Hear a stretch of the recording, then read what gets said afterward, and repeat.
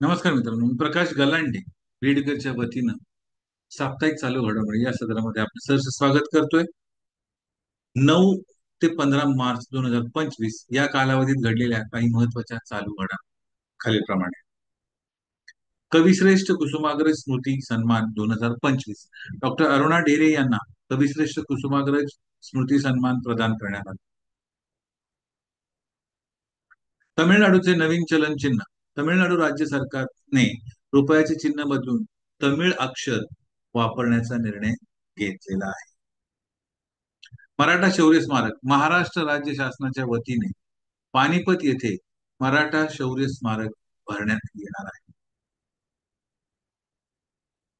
World para grand prix 2025. भारताने पहिल्यांदाच world para grand prix आयोजन नवी दिल्ली येथे केले आहे. अमरावती विमानतळाला एरोड्रम परवाना. महाराष्ट्रातील अमरावती येथील विमानतळाला एरोड्रम परवाना मिळालेला आहे.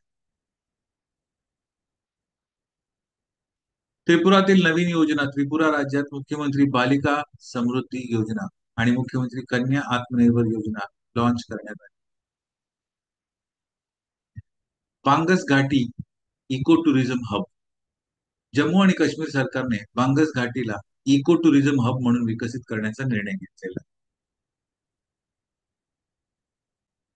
माधव राष्ट्रीय उद्यान. माधव राष्ट्रीय उद्यान देशातील 58वे व्याघ्र प्रकल्प बनलेले आहे. शिवपुरी एमपी मध्ये माधव राष्ट्रीय उद्यान. भारतातील पहिली हायड्रोजन ट्रेन. भारताची पहिली हायड्रोजन ट्रेन 31 मार्च 2025 रोजी हरियाणातील जिंद ते सोनीपत या मार्गावर सुरू होणार आहे. महिला प्रीमियर लीग 2025. महिला premier league women's premier league 2025 मध्ये मुंबई इंडियन्स संघाने विजेतेपद मिळवले आहे, तर दिल्ली कॅपिटल्स उपविजेता ठरले. जागतिक ग्राहक दिन 2025. 15 मार्च रोजी जागतिक ग्राहक दिन साजरा करण्यात आला. ज्याची थीम होती शाश्वत जीवनशैलीकडे संक्रमण. आंतरराष्ट्रीय पाय दिवस. 14 मार्च रोजी आंतरराष्ट्रीय पाय दिवस साजरा करण्यात आला. 3.14 अशी त्याची व्हॅल्यू आहे, ज्याचं संकेत चिन्ह असं आपण दर्शवतो गणितामध्ये. पाय 3.4 22/7 त्याला आपण पाय असतो, पाय चिन्ह है ना. तर 14 मार्च रोजी आंतरराष्ट्रीय पाय दिवस साजरा करण्यात. ठीक आहे.